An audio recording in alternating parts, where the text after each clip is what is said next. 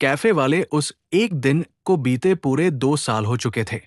दोनों फिर से अपनी अपनी दुनिया के शोर में खो गए थे।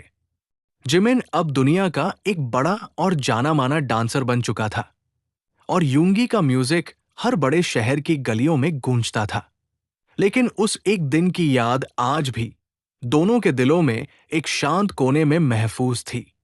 वन डे स्टोरी, भाग 2, द अनप्लैन्ड एनकाउंटर।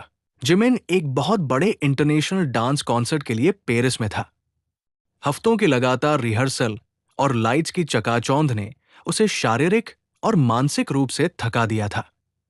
शो खत्म होने के बाद जब सब लोग पार्टी कर रहे थे, जिमिन चुपचाप अपनी जैकेट उठाकर होटल से बाहर निकल आया। पेरिस की रात ठंडी थी और एफिल टॉवर की रोशनी सीन नदी, रिवर सेन के पानी पर तैर रही थी।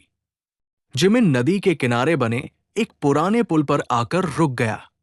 उसने ठंडी हवा को महसूस करने के लिए अपनी आंखें बंद कर ली। पेरिस की हवाएं भी तुम्हें उतनी ही शिद्दत से ढूंढ लेती हैं।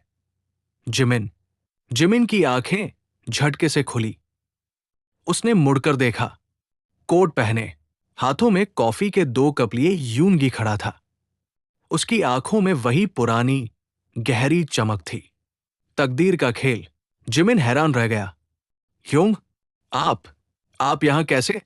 हमारा वादा तो उस पहाड़ी कैफे का था, और वो भी सालों बाद। यूनगी ने मुस्कुराते हुए एक कॉफी का कप जिमिन की तरफ बढ़ा दिया। मैं यहां एक म्यूजिक एल्बम के सिलसिले में आया था।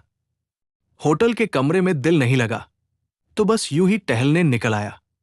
मुझे नहीं पता था कि तकदीर हमारे वादे से पहले ही हमें इस तरह मिला देगी। दोनों पुल की रेलिंग के सहारे खड़े हो गए। पेरिस की खूबसूरत रात उनके सामने थी, लेकिन दोनों की नजरें एक दूसरे पर थी। आप अभी भी कॉफी में चीनी नहीं डालते? जिमिन ने सिप लेते हुए पूछा। कड़वाहट की आदत हो गई है, यूनगी ने नदी के बहते पानी को देखते हुए कहा।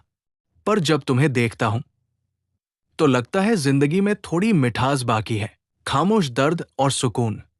बातें करते करते दोनों नदी के किनारे बने एक शांत बेंच पर आकर बैठ गए। वहां कोई उन्हें पहचानने वाला नहीं था। कोई कैमरा नहीं था, कोई भीड़ नहीं थी। वह सिर्फ यूंगी और जिमिन थे। ह्योंग, कभी कभी मुझे बहुत डर लगता है, जिमिन ने अपने घुटनों को समेटते हुए कहा। जब सब कुछ बहुत अच्छा चल रहा होता है तो मुझे डर लगता है कि कहीं मैं खुद को न खो दूं। इस भीड़ में मैं अकेला महसूस करता हूं। यूनगी ने कुछ नहीं कहा। उसने बस अपना हाथ आगे बढ़ाया और जिमिन के ठंडे पड़ चुके हाथों को अपनी हथेलियों में ले लिया। उसने जिमिन के हाथों को धीरे से सहलाया, जैसे वो बिना शब्दों के कह रहा हो, मैं हूं यहां। जिमिन, यूनगी की आवाज बेहद नर्म थी। सितारे हमेशा अंधेरे में ही चमकते हैं। तुम्हारा ये अकेलापन ही तुम्हारी कला को इतना खूबसूरत बनाता है। पर जब भी ये अंधेरा बहुत गाढ़ा लगने लगे, तो आंखें बंद करना और सोचना कि दुनिया के किसी कोने में एक शख्स है जो सिर्फ तुम्हारे वजूद से मुकम्मल महसूस करता है। जिमिन ने अपना सिर यूनगी के कंधे पर रख दिया। उस ढलती रात में, पेरिस के उस ठंडे किनारे पर, यूनगी का कंधा जिमिन के लिए दुनिया की सबसे सुरक्षित और सुकूनदेह जगह बन गया था। बिना किसी वासना के, बिना किसी शारीरिक आकर्षण के, ये 2 रूहों का एक बेहद पवित्र और गहरा मिलन था। एक नया सवेरा। धीरे धीरे आसमान का रंग बदलने लगा। सुबह की पहली किरण, सनस्टेप, सीन नदी के पानी पर बिखरने लगी। दोनों पूरी रात वहीं बैठे रहे, बिना सोए, बस एक दूसरे के एहसास में। यूनगी खड़ा हुआ और उसने अपने कोट की धूल झाड़ी। मेरा वापस जाने का वक्त हो गया है, जिमिन। जिमिन भी खड़ा हुआ। इस बार उसकी आंखों में आंसू नहीं थे, बल्कि एक अजीब सा सुकून और ताकत थी।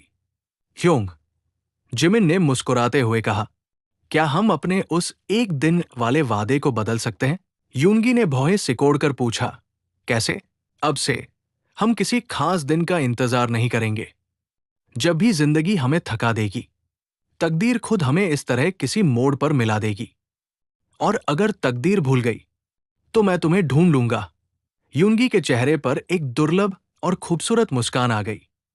वही गमी स्माइल जिसे जिमिन सबसे ज्यादा पसंद करता था। ठीक है जिमिन, अगली बार तुम्हारी बारी होगी। यूनगी ने जिमिन के सिर पर अपना हाथ फेरा, उसे हौसला दिया और सुबह की हल्की धुंध में आगे बढ़ गया।